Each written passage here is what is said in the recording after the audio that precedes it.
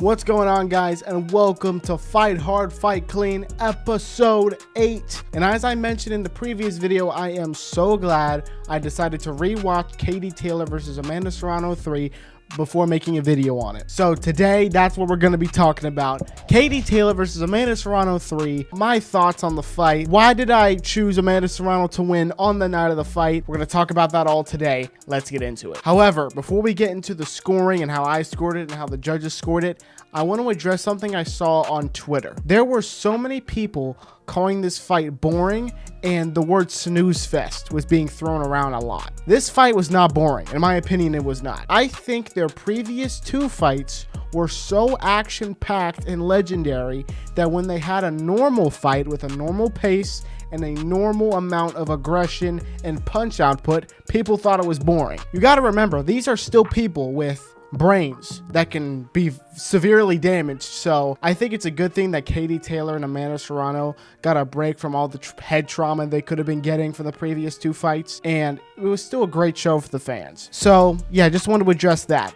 It was not a snooze fest by any means. It was just less action packed than the previous two fights. All right, now let's get into the scoring, and I'm going to show you guys how I scored the fight on the night during the watch party. If you weren't there, subscribe with notifications so when we do another one, you're there. They're always fun, ya goober. All right, as you can see, it's upside down. As you can see, I had it 94-96 in favor of Amanda Serrano. And the reason I had it 94-96 was, I believe my impression of ring generalship was thwarted by bias. There were two perspectives of this fight. For example, if you wanted Katie Taylor to win, you saw the fight as Katie Taylor using lateral movement to move around the ring, and as soon as Amanda Serrano comes into range, she fires off quick combinations and moves out again to avoid herself getting hit. Similar to what Devin Haney did against Jose Ramirez on the Times Square card, except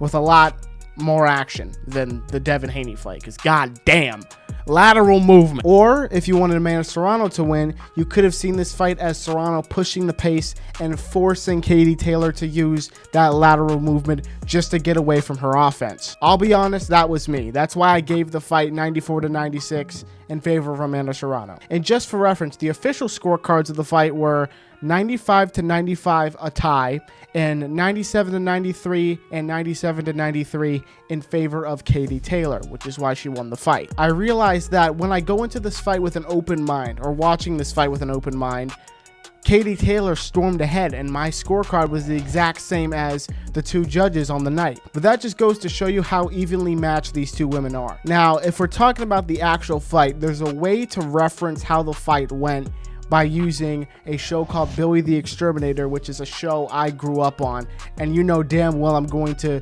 use a Billy the Exterminator reference if I can. If you don't know what the show is about, it's basically a reality show following a family-owned pest control business with the lead exterminator being Billy. It's based in Louisiana, and you know what's in Louisiana?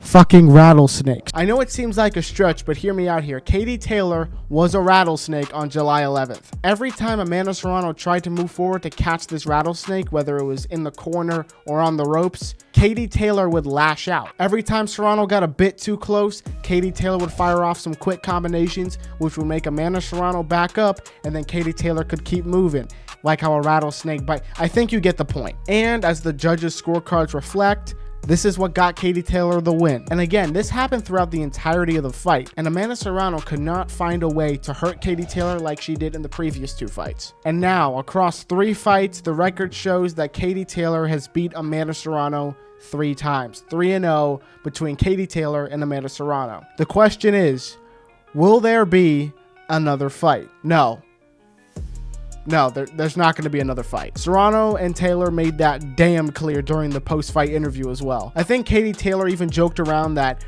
you know, Serrano punches too hard, and that was probably their final dance in the boxing ring. And you know what? For it to be their final event, it's very poetic. Their first fight was one of the biggest women's boxing fights of all time on DAZN, and it just attracted so many fans. The rematch was the co-main of Mike Tyson's return, and the third fight was the main event of a Netflix all-women's, all-championship on-the-line card.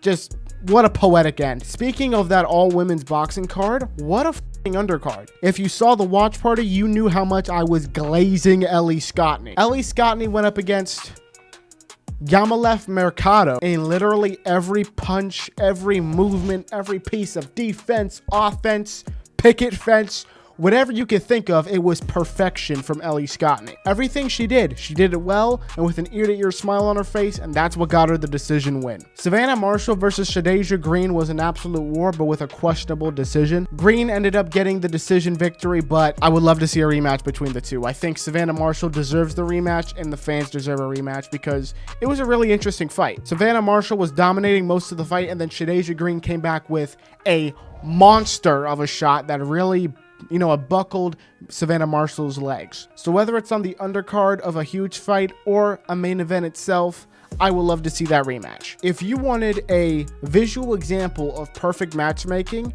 look up Alicia Baumgardner versus Jennifer Miranda. These two were like mirror images of each other, like same ideas for offense.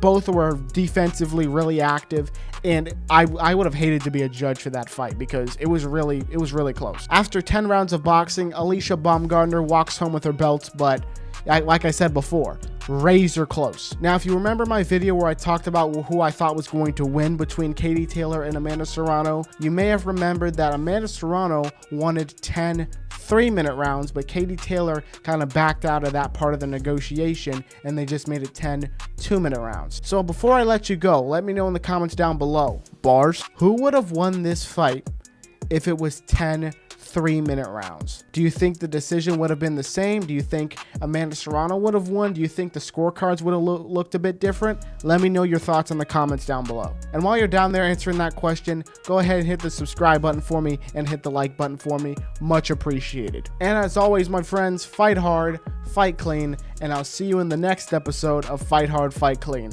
Have a great one.